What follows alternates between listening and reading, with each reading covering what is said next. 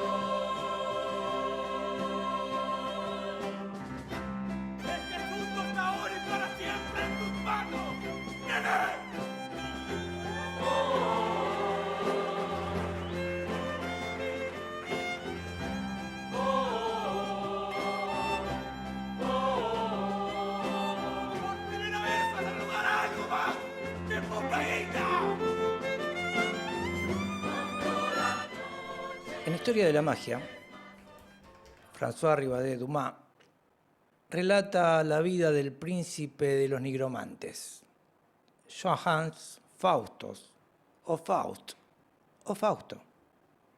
Al parecer contemporáneo y amigo de los alquimistas Cornelio Agripa y Teofrasto Paracelso. Nacido en Württemberg alrededor de 1480 o más presumiblemente mucho antes, alrededor de 1400.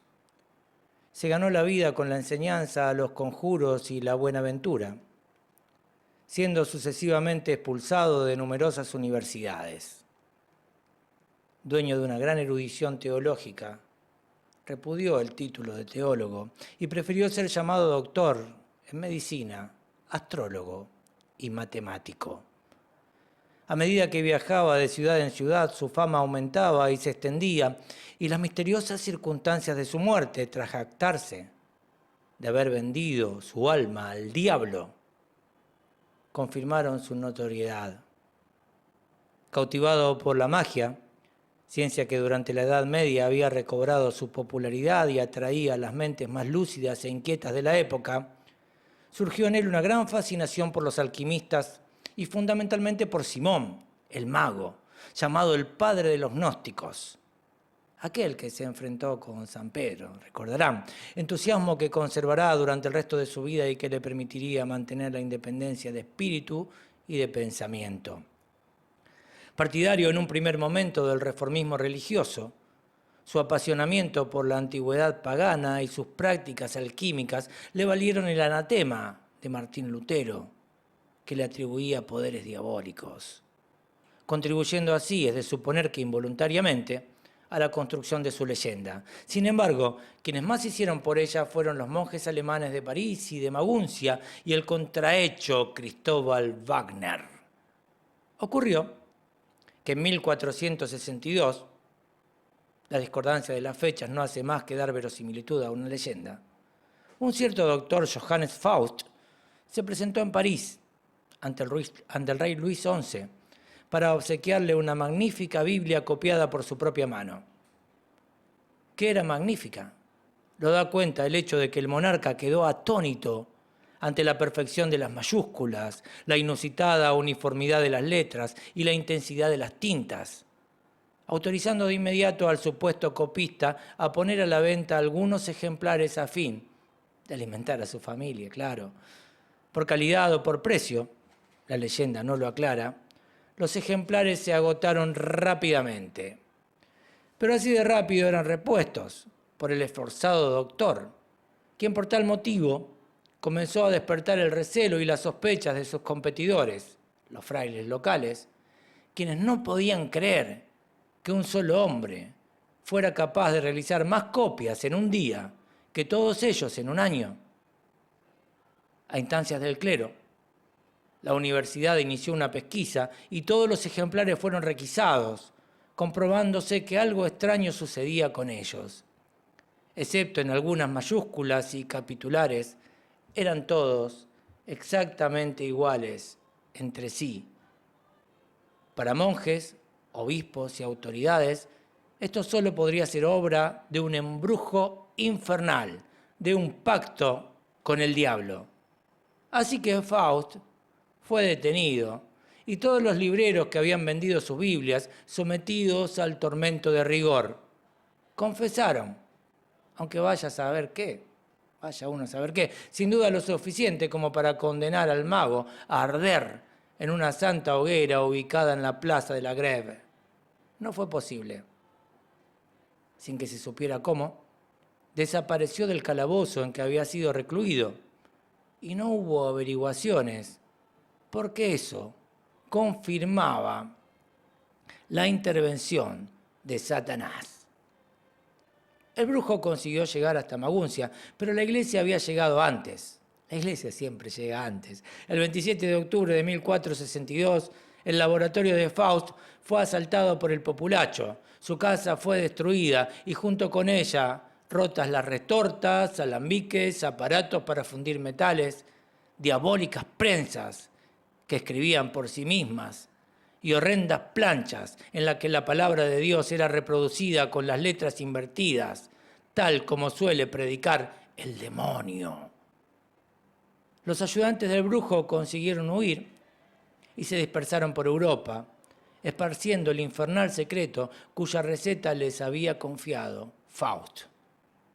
Este, por su parte, aplicó sus artes a una peculiar venganza contra el clero. Hasta entonces se había limitado a reproducir textos ortodoxos, Donatos, Speculum, Salterios gregorianos, un Catolicón en 1460 y una Biblia en 1462. De ahí en más, se abocó a imprimir un libro pagano, De Officis, de Cicerón, que haría las delicias de sus acólitos. Cabe consignar que para los registros históricos se encuentra al parecer acreditada la existencia de un tal Johann Fust, rico comerciante y prestamista de Maguncia, que habría financiado los emprendimientos del impresor Johann Gutenberg, quedándose a la postre con el invento que completó y perfeccionó con la ayuda de su cuñado. Según se informa, la Biblia del Dr. Faust fue el primer libro impreso con caracteres de metal móviles. La primera copia que llamó la atención de los especialistas se descubrió en 1760 en la biblioteca del político francés Jules Mazarino.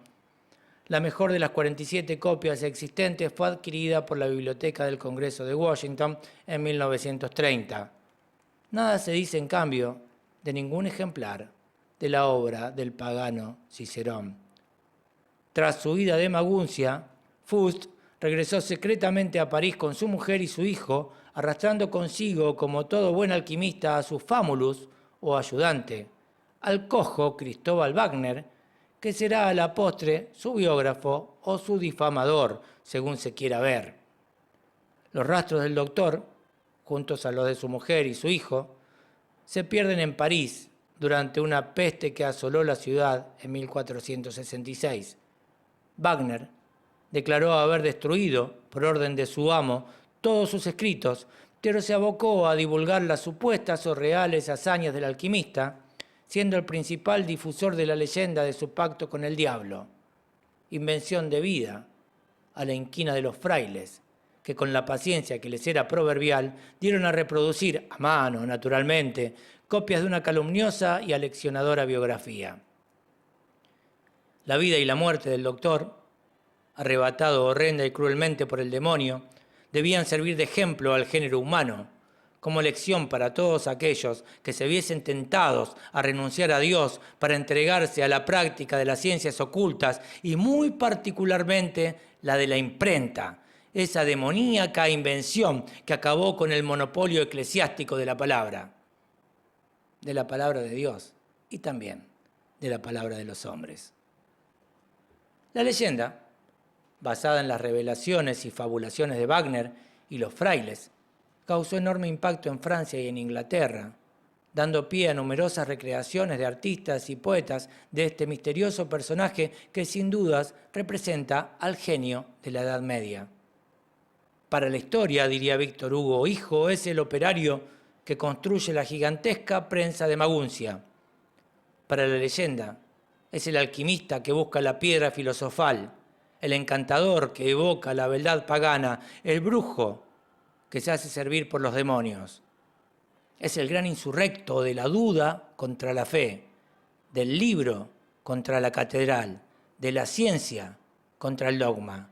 Es el gran hereje, el gran excomulgado, el gran desesperado. Este es el hombre real y legendario, individual y arquetípico, que toma Goethe para el drama que lo llevará a la gloria literaria, en este libro que se llama Fausto. Claro está, acá lo tienen. Pero Goethe no se conforma con la anécdota y altera el sentido inicial. Wittmann nos presentaba a un Fausto bajando a los infiernos. Rembrandt lo retrata delante de su mesa cubierta de alambiques, mirando con los puños cerrados una figura cabalística. Marlowe le hace pegarle un bofetón al Papa. ¿A cuál más grave? La leyenda católica, así como el drama protestante, le hacen terminar su vida en la condenación eterna. Sin embargo, Goethe concluye su obra magna con el perdón. Rompe el pacto que Fausto había sellado con el demonio, declarándolo nulo en virtud de la justicia suprema, y su alma, que la ortodoxia religiosa había cerrado en el infierno, la hace llevar por los ángeles a lo más alto de los cielos.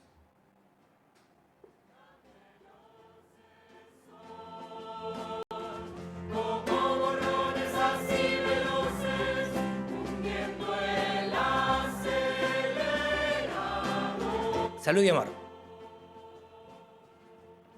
Yo soy Osvaldo Burgos, esto es Media Verdad al Revés, este programa en donde el invitado sos vos, la invitada sos vos, y lo estoy haciendo en un equipo imbatible, que no es la selección argentina de fútbol, sino este cuadro que armamos en la Vox para Media Verdad al Revés, hoy con Eva Lucero, que retorna a los controles. ¿Cómo estás, Eva? Hola, ¿qué tal? ¿Cómo están?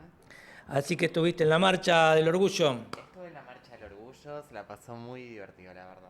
Vamos a tener que volver a las calles, ¿no? No queda otra. No queda Es lo otra. que nos toca. Es lo que nos toca, el retorno, el eterno retorno de lo idéntico nunca igual, o de lo igual no idéntico, según las traducciones, es lo que decía Nietzsche, ¿no? Acá estamos de nuevo, dispuestos a resistir. Hay que aprender a resistir, decía Hellman, ni a irse ni a quedarse, solo a resistir, aunque es seguro que habrá más penas y olvidos. Y les digo algo, olvidar es mentirse. Atenti. Hoy empecé leyendo la historia del doctor Fausto, aquel que hizo el pacto con el diablo, que es un personaje histórico tergiversado por los intereses del clero, por los intereses eclesiásticos. Y la idea, sin embargo, es leer uno de los libros clave de este momento, un libro que hay que leer para entender un poquito lo que nos está pasando en este mundo global, y en realidad no global, es en este mundo norteamericanizado, en donde el esquema americano de Trump y demás se está imponiendo a todas las secciones, a todas las comunas, a todas las administraciones que antiguamente se llamaban países y hoy son mucho menos fuertes que los intereses económicos concentrados en esta nueva forma de acumulación del capital que no fetichiza ya la mercancía, ni el trabajo, ni el dinero, sino las conciencias humanas. ¿Quién dice todo esto? ¿Quién dice todo esto? Lo dice Shoshana Zuboff. Shoshana Zuboff es la autora de un libro que, como les digo, hay que leer, que se llama La Era del Capitalismo de la Vigilancia.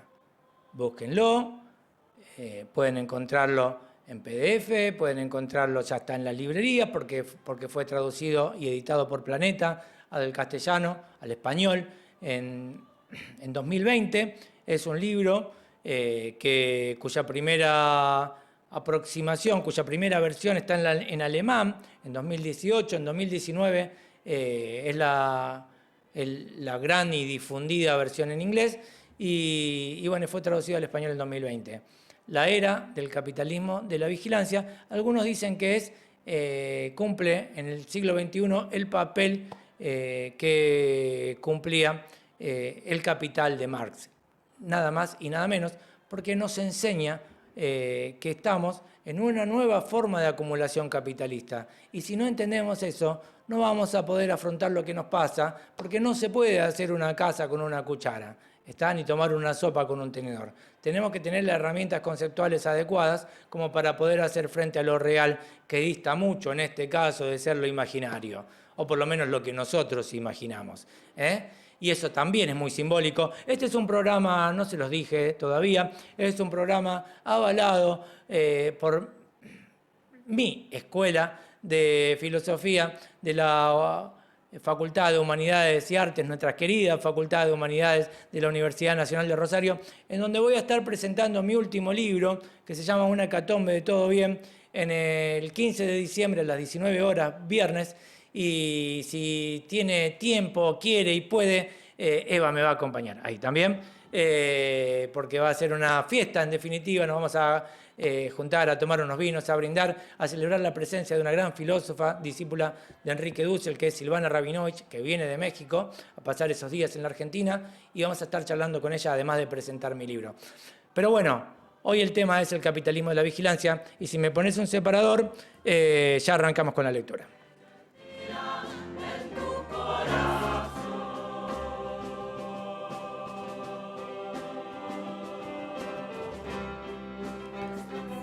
Dice Shoshana Zuboff. El capitalismo de la vigilancia reclama unilateralmente para sí la experiencia humana, entendiéndola como una materia prima gratuita que puede traducir en datos de comportamiento. Aunque algunos de dichos datos se utilizan para mejorar productos o servicios, el resto es considerado como un excedente conductual privado, una propiedad de quien lo recaba, o sea, las propias empresas capitalistas de la vigilancia, y se usa como insumo de procesos avanzados de producción conocidos como inteligencia de máquinas, con los que se fabrican productos predictivos que prevén lo que cualquiera de ustedes, Eva, yo, los que están ahí del otro lado, hará ahora, en breve y más adelante. Por último, estos productos predictivos son comprados y vendidos en un nuevo tipo de mercado de predicciones de comportamientos que Zuboff denomina mercados de futuros conductuales. Así como se venden granos o acciones a futuro, también se venden a futuro las predicciones de las conductas humanas, de los perfiles. Ya veremos. Los capitalistas de la vigilancia se han enriquecido inmensamente con esas operaciones comerciales, pues son muchas las empresas ansiosas por apostar sobre nuestro comportamiento futuro. Y les digo acá, aparte, no se registra en toda la historia de la humanidad una concentración tan marcada de toda la riqueza en tan pocas manos privadas. Seguimos. La dinámica competitiva de estos nuevos mercados impulsa a los capitalistas de la vigilancia a adquirir fuentes de excedente conductual cada vez más predictivas, desde nuestras voces hasta nuestras personalidades y nuestras emociones incluso. Con el tiempo, los capitalistas de la vigilancia descubrieron que los datos conductuales más predictivos se obtienen interviniendo, claro está, en la marcha misma de las cosas, para empujar, persuadir, afinar y estimular ciertos comportamientos a fin de dirigirlo hacia unos resultados rentables. O sea, rentables para ellos, claro. Fueron las presiones competitivas las que produjeron este cambio. Ahora, los procesos automatizados llevados a cabo por máquinas no solo conocen nuestra conducta, sino que también la moldean nuestros comportamientos en igual medida que los predicen. A partir de esa reorientación, desde el conocimiento hacia el poder, ya no basta con automatizar los flujos de información referida a nosotros. El objetivo ahora es automatizarnos a nosotros mismos, para que actuemos como autómatas, ¿no? En esta fase de la evolución del capitalismo de la vigilancia, los medios de producción están supeditados a unos cada vez más complejos y exhaustivos medios de modificación conductual. De este modo, el capitalismo de la vigilancia da a luz una nueva especie de poder que yo llamo, dice Zuboff, instrumentarismo. Esto es un neologismo, el instrumentarismo, ¿sí? Te habrás dado cuenta alguna vez que tu teléfono te escucha, que tu televisor inteligente te escucha cuando hablas, y entonces, si estás tocando un tema, dices, vamos a comprar un ventilador, te aparecen en el teléfono inmediatamente en tu Facebook o en tu cuenta de Facebook, donde sea, todas propagandas de ventiladores, por ejemplo, ¿no? Sabrás que ese aparatito robótico que te limpia la casa hace un plano de la casa y ese plano después constituye información que si a alguien le sirve se vende y se compra. Pero vamos con el instrumentarismo. Cuando Zuboff denuncia que el capitalismo de vigilancia se sostiene sobre la apropiación de todo lo que pueda ser traducido a datos, sean objetos o sujetos, en una proclamada pretensión de índice total, remarca la reducción de la vida humana a la condición de instrumento calculable, o en sus propios términos, a mera fuente de datos, que luego serán empaquetados y vendidos al mejor postor en forma de perfiles de preferencia de consumo, sean de bienes, servicios o propuestas políticas. No sé si te va sonando esto. Instrumentarismo, digo, es el neologismo que ella introduce para nombrar esta reducción ontológica. Y esto es importante. ¿Por qué un neologismo? Porque no se trata simplemente de que los sujetos sean cosificados, utilizados para el logro de intereses económicos ajenos que incluso desconocen. El instrumentarismo va más allá de la cosificación, la supone, pero la excede. No se limita a hacer del hombre, del ser humano, una cosa.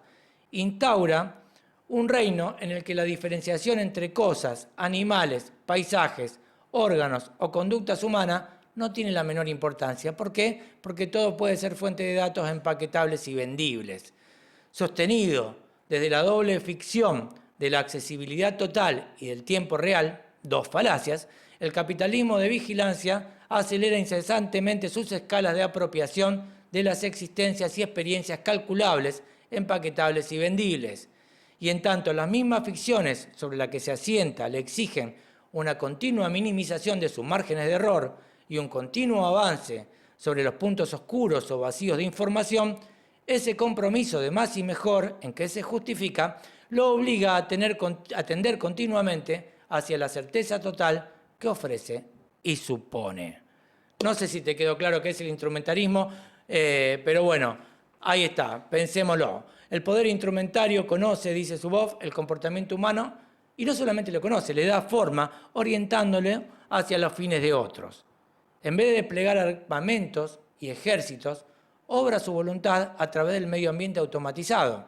¿Sí? Hay un candidato que le fue muy bien en estas últimas elecciones, que hizo su campaña en TikTok, por ejemplo, conformando por una arquitectura, y ahí los diarios ponen, ay, los jóvenes, una chica sanlorencina y su novio que fueron los punteros del candidato en TikTok y ganaron todas las voluntades de los jóvenes, gente que va a la escuela pública, que va a la universidad pública o que salió de la universidad pública votando por la anulación, por el cierre de lo público, por la privatización de la enseñanza. Esto logra el instrumentalismo, ¿sí? Entonces digo, sigo leyendo, en vez de desplegar armamentos y ejércitos, obra su voluntad a través del medio ambiente automatizado, conformado por una arquitectura informática cada vez más ubicua de dispositivos inteligentes, cosas y espacios conectados en red.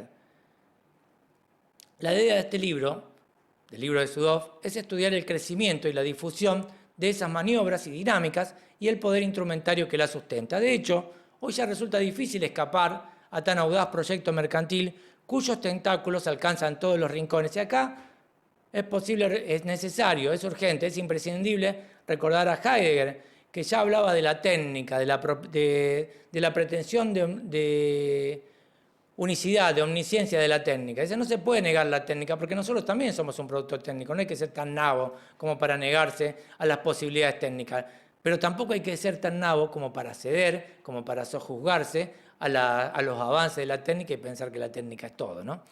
Desde la gentil manada de inocentes jugadores de Pokémon GO, ¿se acuerda usted, Eva, del Pokémon GO? Los tipos iban guiados por una ruta que desconocían y los llevaban por recorridos negociados con anticipación para que comieran, bebieran y compraran en restaurantes, bares, locales de comida rápida y tiendas, y pagaban por jugar, porque iban por todos estos lugares y decían, ahí hay ¿qué era lo que buscaban? Figuritas, Pokémon GO, a ver si Pokémon. buscaba Pokémon, ¿no? Y los mataban cuando los encontraban. Los atrapaban. Con una motosierra, dice usted.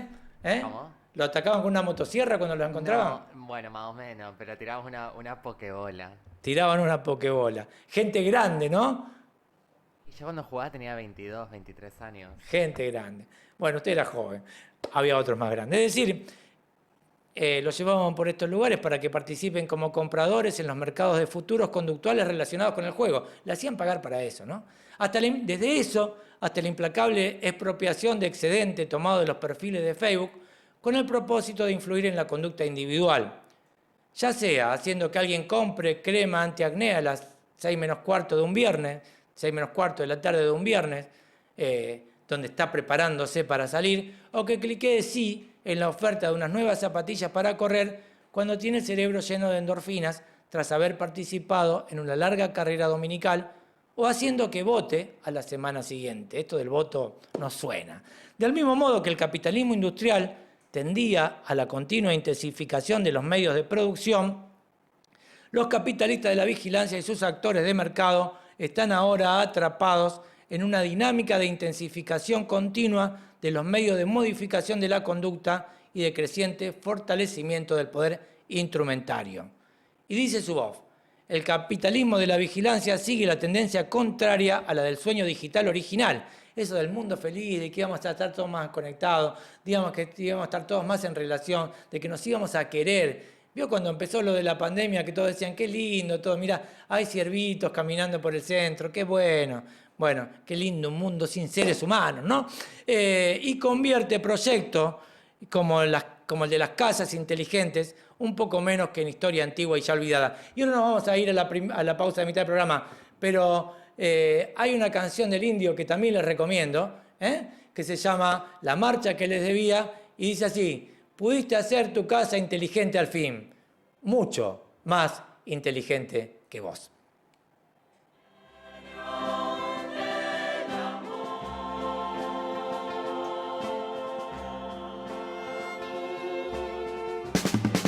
Vanguardistas, innovadores, cosmopolitas y eclécticos.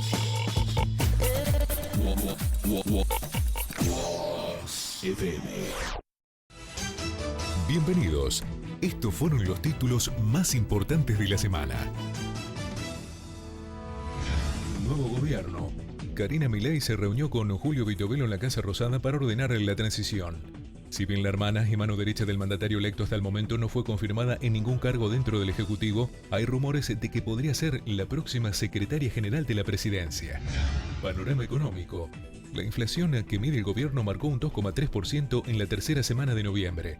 Este dato representa la primera medición sobre la suba de precios después del balotaje, el cual arrojó un aumento por encima del promedio en frutas y verduras, con incrementos superiores al 7%.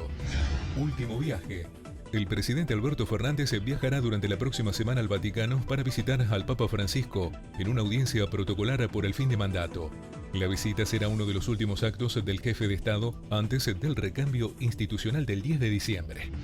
Encuesta nacional.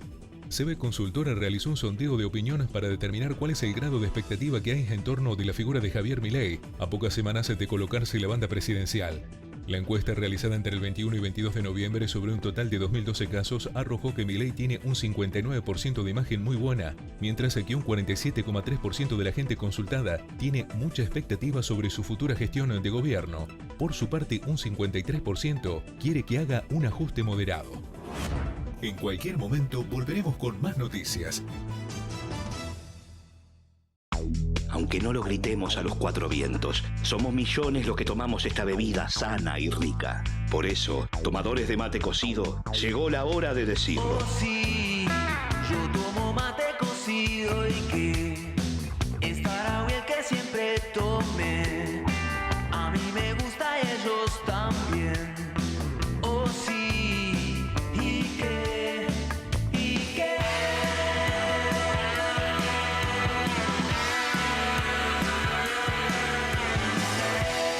Mate cocido Tarahui. Me gusta, lo tomo. ¿Y qué? Burgos Abogados. Cumplimos 30 años con el compromiso ético y la pasión de siempre por el estudio del derecho y la justicia. Responsabilidad civil, seguros, derecho laboral, accidentes. Burgos Abogados. Excelencia profesional, reconocida internacionalmente al servicio de su problema jurídico. Ahora nuestra nueva casa, Mendoza 1481, cuarto piso A. Teléfono 0341 83 72 634.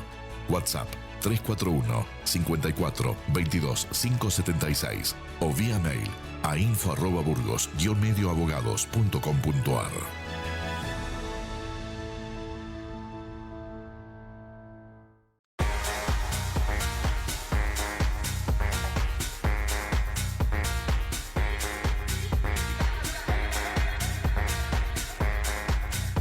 Speed Unlimited.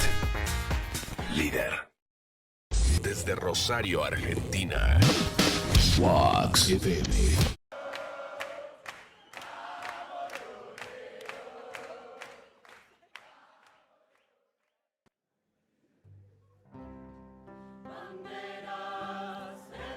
Ahí estamos escuchando a la Sinfónica Rock en un concierto redondo, Juguetes Perdidos, una de las maravillas de este siglo. Esto es Media Verdad al Revés. Acá estoy, yo soy Osvaldo Burgos, esto es la hermosa Radio Vox, en los controles está la fantástica Eva Lucero y este es un programa, como le decía, avalado por la Escuela de Filosofía de la Facultad de Humanidades de la Universidad Nacional de Rosario. Y en eso estábamos, tratando de pensar un poco juntos, leyendo un libro que hay que leer. Hemos leído la historia de Fausto, no azarosamente ya verán que su voz habla del capitalismo de la vigilancia, como del nuevo Fausto. pero aquel que hizo el pacto con el diablo. Pero el libro que hay que leer se llama precisamente La era del capitalismo de la vigilancia, editado por Planeta, autora Shoshana Zuboff. Shoshana Zuboff, socióloga, economista, etc., ¿no? Búsquenla en Google si quieren más datos de ella. Es una mujer lúcida, de esas que hay que seguir y defender. No es tan común la lucidez en estos tiempos. Entonces dice ella que el capitalismo de vigilancia desnuda el formato de red de todo presunto e ilusorio ropaje moral intrínseco.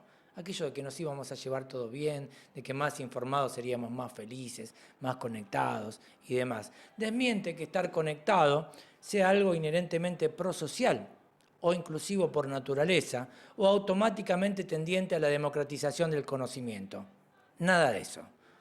La conexión digital es hoy un medio para satisfacer los fines comerciales de otros.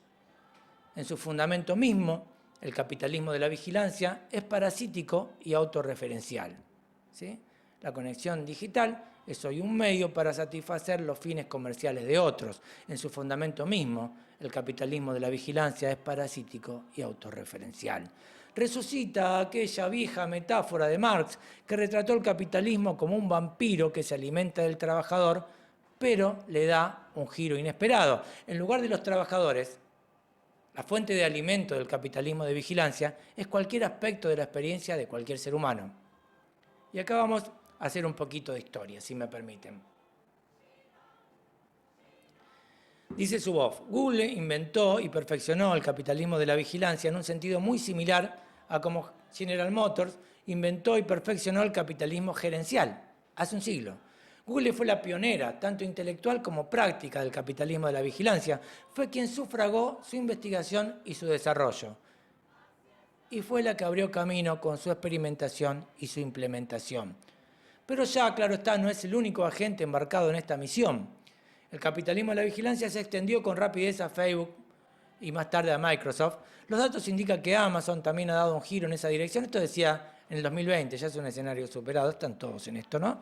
Los 9 gigantes, los 9 gigantes, 5 americanos, 4 chinos, por los que transita el 95% del tráfico de Internet. Sí, escuchaste bien, 95% del tráfico de Internet transita por solamente 9 empresas, 5 americanas, 4 chinas. Esta vía representa asimismo un desafío constante para Apple, o sea, Apple, Amazon, Microsoft, Facebook y Netflix, por ser tanto una amenaza externa como una fuente de debate y conflicto interno. Como pionera del capitalismo de vigilancia que fue en su momento Google, se lanzó en una operación comercial sin precedentes hacia los espacios inexplorados de Internet. Así empezó todo, donde halló pocos obstáculos en forma de impedimentos legales o de competidores. Un vacío legal. Fue como una especie invasora en un paisaje sin depredadores naturales. ¿Sí? Las palomas acá, en esta ciudad, por ejemplo, o los castores en el sur. Los directivos de la empresa impulsaron la coherencia sistémica entre sus diversos negocios a un ritmo tan vertiginoso que ni las instituciones públicas ni los particulares fueron capaces de seguirlo. Y acá te tiro otro dato. Si vos pones, por ejemplo, algo de interés común, colectivo, y dejás la frase en Google, en el buscador, y dejás la frase sin terminar, por ejemplo, pones el calentamiento global es. Y lo que te va a sugerir el buscador de Google es distinto. Si haces una experiencia entre 4 o 5 que estén juntos, háganlo todo a la vez y las sugerencias de Google son distintas porque hay información acumulada de todo tu perfil de navegación que importa que determina lo que ellos creen que a vos te va a interesar y que después hacen que te interese. ¿Está? Entonces, aquello que se veía como la posibilidad de conectarnos entre todos, de aceptar la idea diferente y demás, ya no es posible porque cada uno cree que la verdad es lo que Google le sugiere y lo que Google le sugiere está determinado en función de sus propios intereses trasuntados o remarcados o señalados por toda su historia de navegación. No sé si te va quedando claro esta historia. Google se benefició de ciertos acontecimientos históricos, dice Zuboff, como cuando todo un sistema de seguridad nacional, movido a actuar por los atentados del 11S, sintió en Estados Unidos la necesidad de alimentar, imitar, cobijar y hasta hacer suyas las funciones emergentes del capitalismo de la vigilancia en aras del conocimiento total y de la certeza que ese conocimiento le prometía otorgar. Y te digo otra cosa, todos los avances tecnológicos de esta forma de acumulación capitalista tienen un origen militar.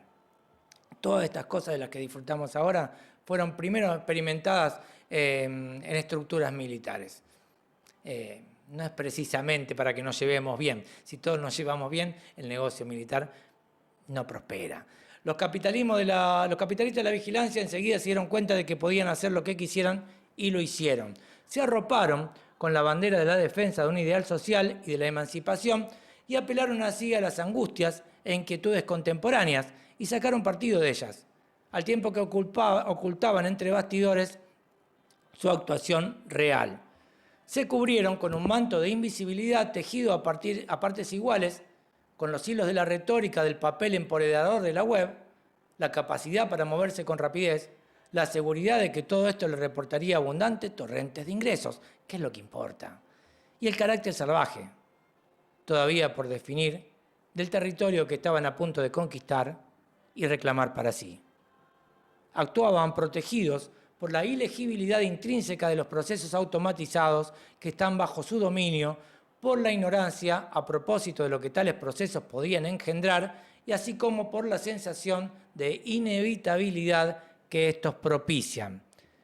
El capitalismo de la vigilancia ya no se circunscribe solamente a los dramas competitivos escenificados por las grandes compañías de Internet, cuyos mercados de futuros conductuales estaban inicialmente enfocados hacia la publicidad en red.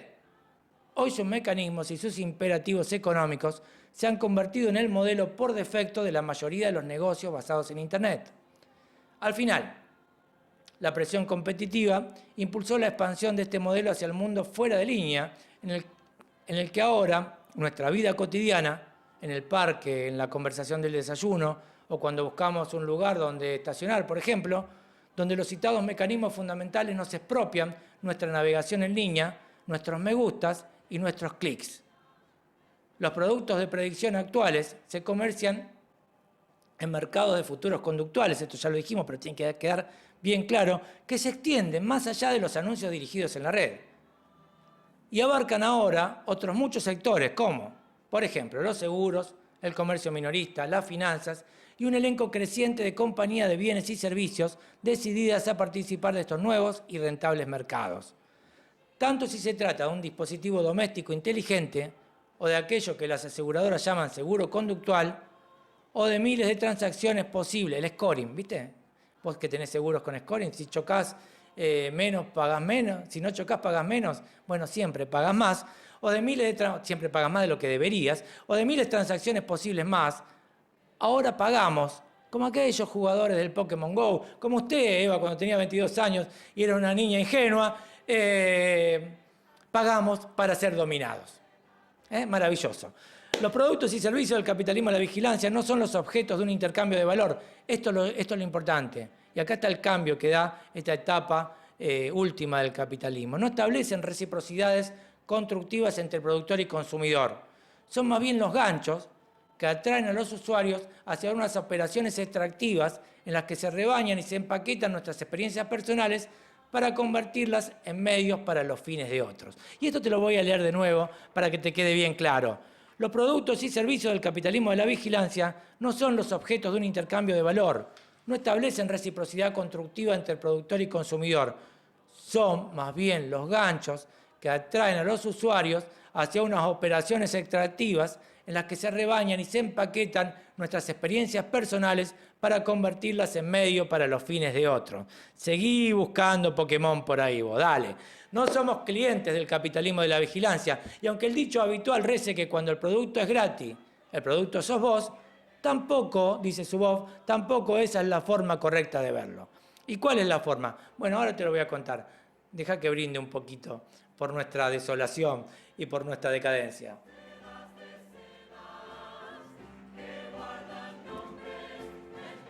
Ahí está, escuchemos un poquito esa maravilla, porque aún en este escenario trágico siempre es posible la maravilla. Somos, dice Zuboff, las fuentes del excedente crucial del que se alimenta el capitalismo de la vigilancia. Los objetos de una operación tecnológicamente avanzada de extracción de materia prima a la que resulta cada vez más difícil escapar. Los verdaderos clientes del capitalismo de la vigilancia son las empresas que comercian en los mercados que éste tiene organizados acerca de nuestros comportamientos futuros. ¿Te va quedando? Esta lógica convierte la vida corriente en una renovación cotidiana de una especie de pacto fáustico del siglo XXI. Y acá llegamos al porqué de la lectura de la historia de Fausto al inicio del programa. Fáustico porque nos resulta casi imposible sustraernos de este pacto. Sí, tiene que venir un Goethe para sacarnos, para declarar nulo el pacto que hicimos con estos diablos y llevarnos al cielo otra vez. Marchemos, ocupemos las calles para que venga Goethe. Aún a pesar de que lo que debemos dar a cambio destruirá la vida tal como la habíamos conocido. ¿Sí? No podemos salir de este pacto aun cuando sepamos que lo que estamos dando a cambio destruirá la vida tal como la hemos conocido. Pensemos, si no, en que Internet se ha convertido en esencial para la participación social, en que ahora está saturada de comercio y en el que el comercio está actualmente supeditado al capitalismo de la vigilancia. Nuestra dependencia es un elemento básico del proyecto de la vigilancia comercial, en el que las necesidades que sentimos de aumentar la eficacia en nuestra vida compiten con nuestra inclinación a resistirnos a tan osadas incursiones por parte de aquel. Este conflicto produce un entumecimiento psíquico. ¿Te suena esto del entumecimiento psíquico? Eso del jubilado que votó al tipo que le va a sacar la jubilación, o del tipo que asiste a una escuela pública y votó al tipo que dice que la educación tiene que ser privada. Bueno, a eso Zuboff lo llama entumecimiento psíquico, que nos habitúa a la realidad de ser monitorizados, analizados, explotados como minas de datos y modificados, automatizados. Nos predispone a racionalizar la situación con resignado cinismo. Y bueno, el mundo es así, ¿qué se le va a hacer? Uno no se puede negar a los avances. Y a crear excusas que funcionan como mecanismo de defensa. Yo tampoco tengo nada que ocultar, así que no me importa que me miren. No, papito, precisamente, no, mamita, precisamente porque no tenés nada que ocultar, no tendrían que mirarte. ¿Está? Cuando no hallamos otra forma más que estas excusas tontas de esconder la cabeza y optar por la ignorancia para afrontar la frustración y la impotencia. Por esta vía, el capitalismo de la vigilancia nos impone una decisión fundamentalmente ilegítima que los individuos del siglo XXI no deberíamos tener que tomar y cuya normalización hace que finalmente no solo estemos encadenados, sino que también estemos extremadamente contentos de estar encadenados. Yupi, yupi, como decía Lacrán. El capitalismo de vigilancia, vamos con la motosierra, actúa por medio de unas asimetrías de conocimiento sin precedente y del poder que se acumula con ese conocimiento. Los capitalistas de la vigilancia lo saben todo sobre nosotros, pero sus actividades están diseñadas como lo están para que no puedan ser conocidas como nosotros. El mundo tiene que ser transparente, pero desde las puertas de Google para afuera, de las puertas de Google para adentro, se firman pactos de confidencialidad en donde nadie puede decir en qué está trabajando, ¿no? Acumulan montañas ingentes de nuevos conocimientos extraídos de nosotros, pero no para nosotros. Predicen nuestro futuro para el beneficio de otros, no para el nuestro, permitiendo que prosperen el capitalismo de la vigilancia y su mercado de futuros conductuales. Permitimos también que la propiedad de los nuevos medios de modificación conductual eclipse en importancia a la propiedad de los medios de producción como principal fuente de riqueza y poder capitalista en el siglo XXI. No sé si vamos llegando a lo que quería decirte, ¿no? Lo leo de nuevo.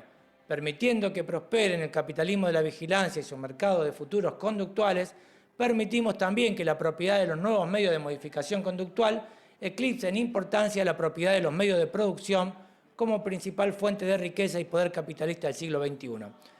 Son estos hechos y sus consecuencias para nuestras vidas individuales, nuestras sociedades, nuestras democracias y nuestra civilización informacional emergente los que se examinan en el libro de Zuboff. Las pruebas y el razonamiento empleados en ese libro nos indican que el capitalismo de la vigilancia es una fuerza sin escrúpulo impulsada por unos novedosos imperativos económicos que ignoran las normas sociales y anulan los derechos elementales asociados a la autonomía individual y que tan imprescindibles resultan para que las sociedades democráticas siquiera sean posibles. ¿Quién escribió esto? ¿Eso es una editorial después de las elecciones argentinas del domingo 19? No, señor. Esto es un libro publicado en el 2018 en alemán, en el 2019 en inglés, 2020 en español, por una norteamericana, Shoshana Zuboff. Y no sé si te va quedando claro que esto excede un poquito las posibilidades de decisión, incluso sobre nuestro país, de nosotros, los ciudadanos de este país.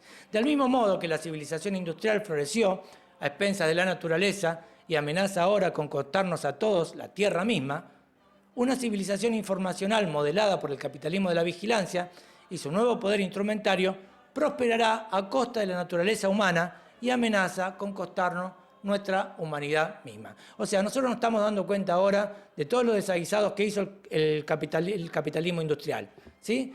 Y entonces marchábamos por los humedales, por la preservación de la naturaleza, eso está muy bien.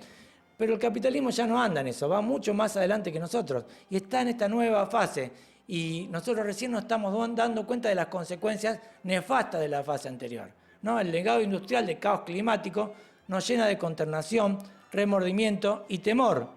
Pero ¿qué nuevo legado de daños y arrepentimientos tendrán que lamentar las generaciones futuras por culpa de este capitalismo de la vigilancia que se está convirtiendo en la forma dominante de capitalismo informacional de nuestro tiempo? Eso se pregunta Shoshana Zuboff en este libro. Y yo ahora, escuchando unos segunditos nada más de esa maravilla que se llama Juguetes Perdidos, voy a tratar de hacer un resumen, porque ya no nos queda mucho tiempo, entonces voy a tratar de hacer un resumen, no voy a seguir avanzando en la lectura, sino que voy a hacer un resumen de lo que hemos dicho, como para que quede puntualizado. Vos buscá el libro, en PDF, en papel, en lo que quieras, pero tenés que leer La era del capitalismo de la vigilancia de Shoshana Zuboff.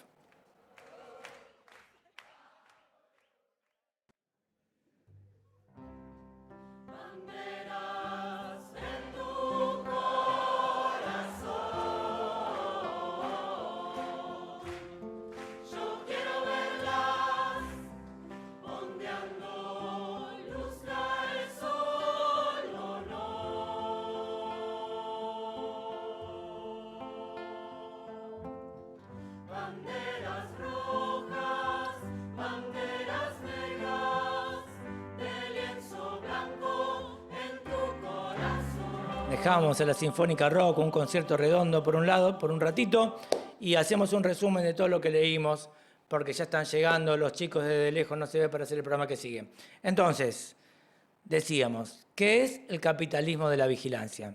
Bueno, el capitalismo de la vigilancia es una lógica inaudita de acumulación, es la cuarta etapa del capitalismo, después de la fetichización de la mercancía, del trabajo, del dinero, y consiste en la mercantilización de la experiencia de la conducta humana para su transformación en datos y su subasta en mercado de futuros conductuales. Luego, en el formateo, o sea, en una instancia superior, en el formateo de esas conductas para hacerlas más previsibles. O sea, cuanto más cierto sea esa predicción que yo quiero vender, cuanto más certeza tenga, más cara la voy a poder vender y más me la van a comprar. Entonces, necesito que mi predicción de la conducta humana sea lo más certera posible. ¿Y cuál es la manera de hacerla lo más certera posible? Llevándola para el lado en que yo quiero llevarla, condicionándola, interviniendo en ella. Entonces, en principio es el recabamiento de la información, luego es el formateo de las conductas para hacerlas más previsibles.